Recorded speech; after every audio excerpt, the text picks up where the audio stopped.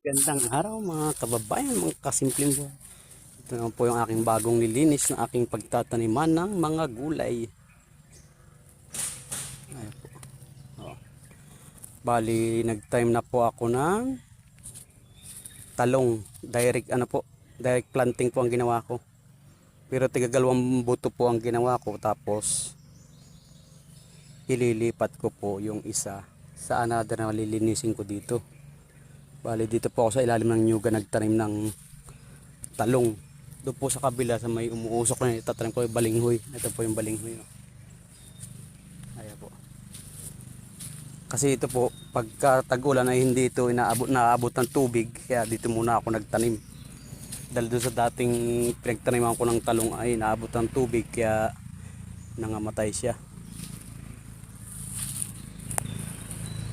Ayan, talong po yan. Calixto F1 ang tanim ko ngayon.